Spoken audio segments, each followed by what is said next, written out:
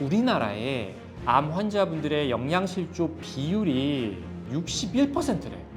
근육량과 체중이 함께 주름 환자들은 뭐 어떤 결과가 나타났냐? 가장 사망률이 높게 나타났다는 거야.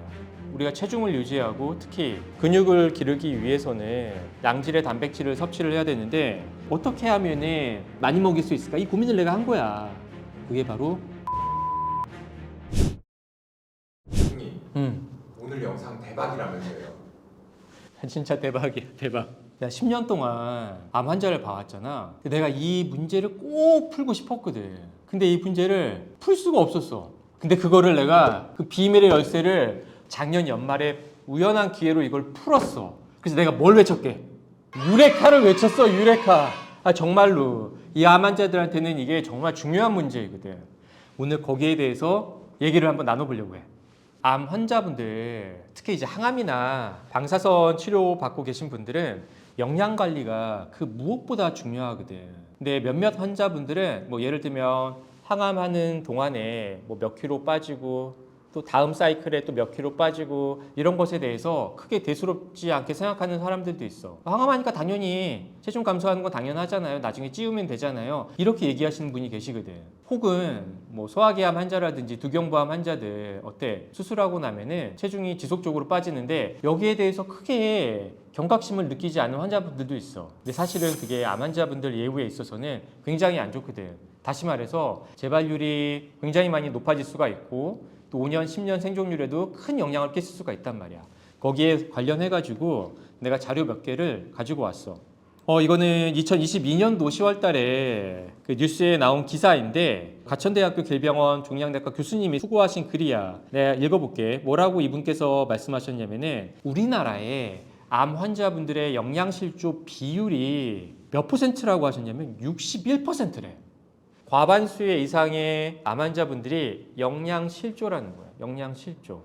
그리고 나서 더 중요한 게 뭐냐면은 전체 항암 사이클을 모두 진행했을 때 어떤 분들은 뭐 3사이클 하시는 분도 있고 뭐 6사이클 하시는 분도 있고 4사이클 하시는 분도 계시겠지만 어쨌든 모든 사이클을 다 진행했을 때 82.6% 이상의 환자에서 대략 자기 체중의 10.78%가 감소됐다는 거야. 자기 체중의 10.78%가 불과 몇 개월 사이에 감소됐다는 건 우리 환자 입장에서는 엄청난 충격이거든. 그 결과 어떤 일이 벌어지냐면 단순히 체중만 준 것뿐만 아니라 항암 치료나 방사선 치료의 효과를 감소시킨다라고 말씀을 하시는 거야. 환자가 단지 못 먹는 것 때문에 항암 치료나 방사선 치료 효과가 감소돼서 암세포들이 잘 죽지 않는다고 생각을 해봐. 얼마나 이게 안타까운 일이야. 그치? 먹기만 하면 되는 건데.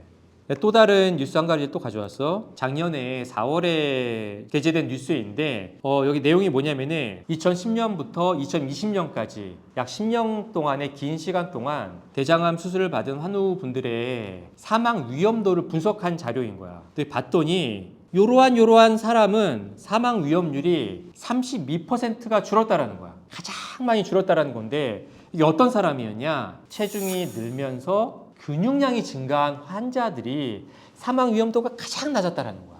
그러니까 우리가 보면은 재발하지 않거나 암으로 인해서 사망하지 않기 위해서 여러 가지 일을 하는데 좋은 거 먹고 잠도 잘 자고 영양제도 복용하고 하는데 이 데이터만 보면 단순히 체중만 어느 정도 유지하고 근육량만 늘려도 이 정도의 큰 결과를 나타낼 수 있다는 걸 보여주는 단서인 거야 이게. 그러면서 얘기하는 게 만약에 근육량과 체중이 함께 주름 환자들은 뭐 어떤 결과가 나타났냐? 가장 사망률이 높게 나타났다는 거야. 그래서 결론은 우리가 체중을 유지하고 특히 근육을 기르기 위해서는 양질의 단백질을 섭취를 해야 되는데 이 이미지를 보면 알겠지만 단백질은 크게 3가지 종류로 정의되어 있어. 하나는 완전 단백질이고 또 하나는 불완전 단백질이 있고 그 사이에 부분 완전 단백질이라는 게 있거든. 근데 완전 단백질이라는 건 어떤 거냐면 가장 이상적인 단백질이 아주 쉽게 얘기하면 단백질은 20가지 종류의 아미노산으로 구성되어 있는데 완전 단백질은 20가지 종류의 모든 아미노산이 있고 그 양도 굉장히 풍부한 단백질을 완전 단백질이라고 해.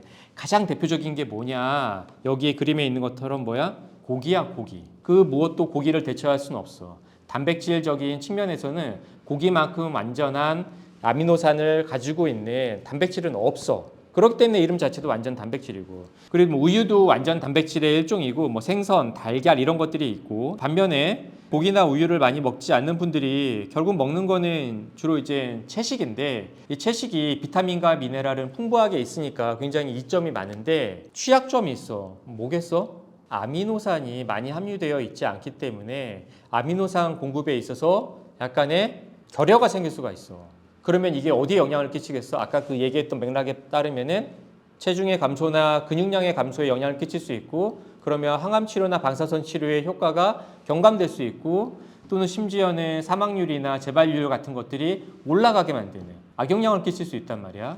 그래서 나도 여기 대해서 공감을 하는데, 대안이 뭐냐, 이러한 고기, 육류를 먹지 않는 분들에게 어쨌든 뭔가를 단백질, 양질 단백질 먹여야 되는데, 그래서 줄 수 있는 대안이 바로 뭐야? 이거야, 이거. 부분 완전 단백질. 뭐라고 쓰여 있냐? 20종류의 아미노산은 모두 갖춰져 있어. 근데 뭐가 문제야? 양이 적어, 양이. 그럼 우리가 이걸 어떻게 해결하면 될까? 많이만 먹을 수 있으면 되는 거잖아. 그게 어떤 거냐? 바로 콩류하고 견과류야. 그래서 내가 이거를 우리 환우분들이 이 콩하고 견과류를 어떻게 하면은 많이 먹일 수 있을까? 이 고민을 내가 한 거야. 내가 암 환자분이 이제 10년 됐다 그랬잖아. 10년 동안 내가 먹이기는 해야 되겠는데 먹일 수 있는 방법을 못 찾았어. 콩 딱딱한 거 드세요. 이거 뭐 씹어 먹을 수도 없는 거고. 그렇다고 뭐 낫또 이렇게 먹는 것도 굉장히 낫또 너무 비싸잖아. 어떤 분들 청국장가루 이렇게 먹는데 그것도 한계가 있거든. 그래서 내가 환자들에게 추천한 게 뭐였냐면은 두유였어, 두유. 그런데 문제가 뭐냐면은 거기에 뭐가 들어가 있어? 식품 첨가물이 많이 들어가 있거든. 그 두유의 원료인 콩이 대부분이 뭐냐면은 GMO 콩이란 말이야. 그래서 내가 아까 서두에 얘기했던 유레카라고 외쳤잖아. 그게 뭐냐? GMO가 안 들어간 콩으로, 그 식품 첨가물이 단 하나도 들어가지 않은 콩을 아주 손쉽게 집에서 먹을 수 있는 방법을 찾았다는 거야. 그게 바로 두유 제조기야. 그래서 오늘 내가 집에서 직접 사용하는 그 두유 제조기를 이렇게 갖고 왔고, 이게 얼마나 만드는 과정이 심플한지 보여주기 위해서 직접 내가 먹고 있는 넌지에모 콩, 서리태 콩, 그리고 넌지에모 깨, 그리고 오랜만에 요리하려고 하니까 굉장히 좀 긴장되네요. 참. 그리고 또 넌지에모 호두, 이렇게 세 가지를 내가 준비를 했고, 여기에 물은 이미 좀 따라놨어. 여기다가 대략 한 100g 정도 넣으면 되거든. 이게 한 500g짜리니까 글쎄 한 5분의 1 넣어볼게. 이렇게 넣고, 깨는 나는 먹을 때 그렇게 많이 넣진 않거든. 근데 조금 대략 한 20g? 얼마큼인지는 잘 모르겠지만 정확하게 20g이 이 정도? 이 정도면 충분한 것 같아. 그리고 맛있는 거 맞죠? 먹어봐 이따가. 내가 먹어봤잖아. 그리고 환우분들에게 내가 이렇게 먹어보라고 해서 드신 분들이 다 뭐라고 평가해? 정말 맛있다고. 대충해도 맛있어. 잡사봐 이따가. 대충해도 맛있어. 그리고 이게 뭐 이거는 이제 영양학자들이 하는 말이, 견과류도 생각보다 많은 단백질이 있다라고 얘기하거든. 그래서 이런 견과류를 하나씩 넣었으면 좋겠는데, 일단 이 호두를, 국산 호두를 좀 사왔고, 너무 비싸가지고 많이는 못 넣고 몇 개만 넣을게. 이 정도? 이 정도 넣으면 되지 않겠어? 오케이. 이렇게 넣고 버튼만 꾹. 이게 끝인 거야. 이렇게 몇 분? 32분. 32분 후에 먹기만 하면 돼. 좀 이따 다 되면은 시식 한 번씩 해보자고.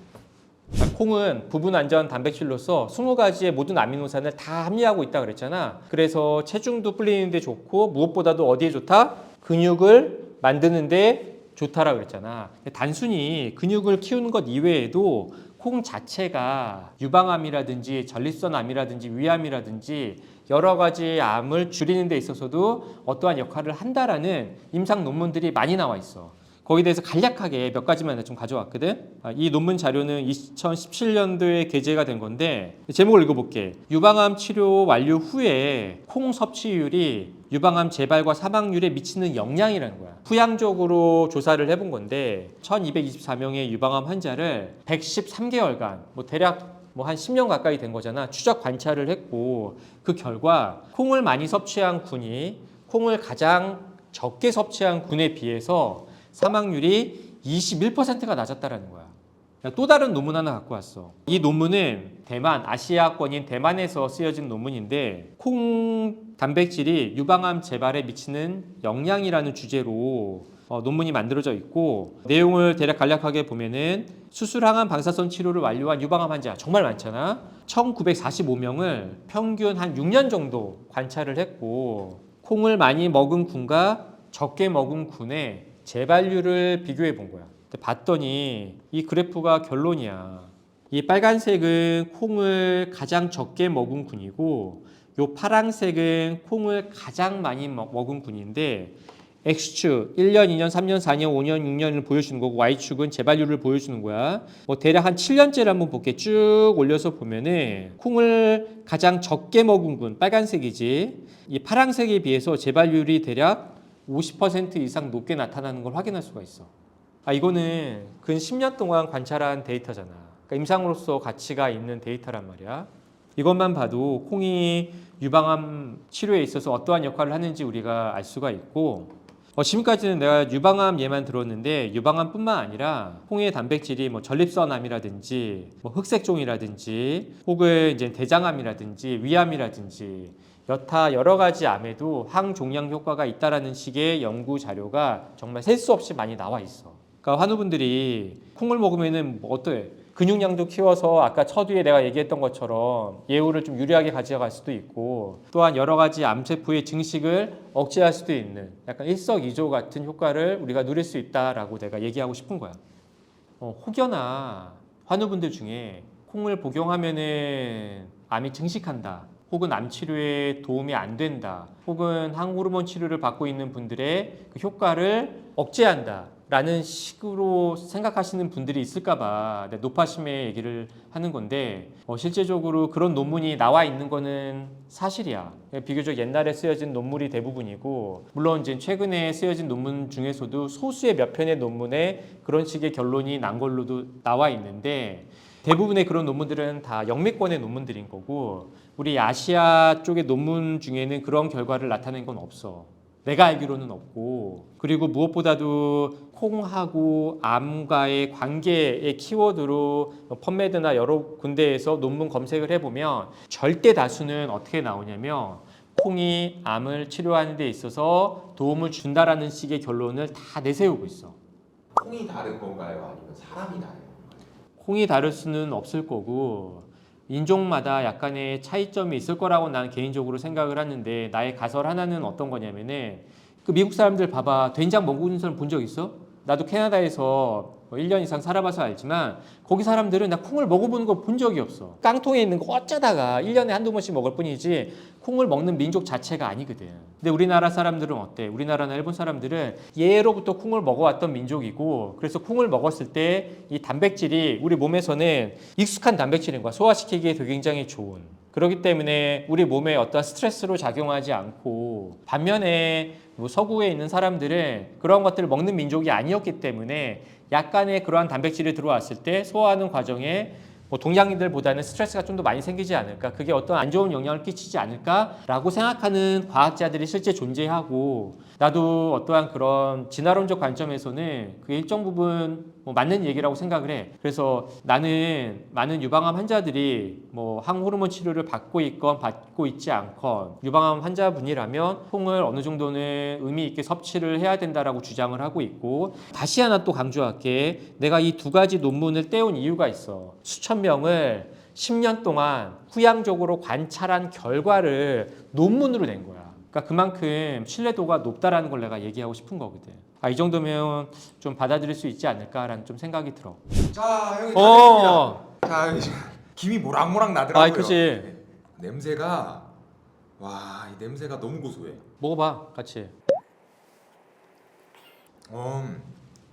달지가 않네요, 진짜. 뜨겁. 하나도 달지 않고. 너무 고소한데요? 진짜 고소하지. 정말 고소하고 정말 따뜻하고 비린 맛이 있어 없어? 없어요. 비린 맛 진짜 1도 없거든. 그래서 여러분들 굉장히 아까 보셨다시피 만드는 과정이 간단하거든요. 뭐 물만 넣고 거기다가 콩 사서 씻어가지고 넣은 다음에 버튼만 누르면 돼요. 그래서 꼭 여러분들 항암하시는 분들이라든지 혹은 체중 관리 하셔야 되는 분들 혹은 소화기암 환자분들 혹은 무슨 암이든지 간에 조금 진행이 돼서 기력이 없으시거나 뭐 이러신 분들 꼭 이런 형태로 양질의 단백질을 섭취했으면 좋겠어요. 우리 병원 환우분들에게 이 얘기를 좀 해줬어. 그래서 몇몇 분들이 실제로 그 두유 제조기를 샀고 그 콩이랑 뭐 견과류를 사가지고 스스로 병실에서 해서 드셨거든. 그리고 나서 나한테 피드백을 줬는데 환자분들의 만족도가 정말 굉장히 높아. 그래서 고소하고 따뜻하고, 그리고 뭐 특정 암 환자분들 있잖아. 뭐 예를 들면 이제 두경부암 환자 이쪽으로 수술하셔가지고 저작이 어려우신 분들, 혹은 식도암이나 뭐 위암 환자분들 종양에서 막혀 있거나, 혹은 수술 이후에 음식을 제대로 먹기가 어려운 환자분들, 이런 분들 사가지고 직접 드셔보셨는데 만족도가 굉장히 높아. 굉장히. 물론 소수의 몇몇 환자분들 내가 이 얘기하니까 알고 있더라고. 실제로 사가지고 이 정도도 이렇게 드시고 계신 분들도 계셨고, 근데 이제 모르시는 분들도 분명히 계실 거니까 만약에 그런 분들 계시다면 꼭 사가지고 집에서 항상 해먹기를 내가 강력하게 권해드릴게.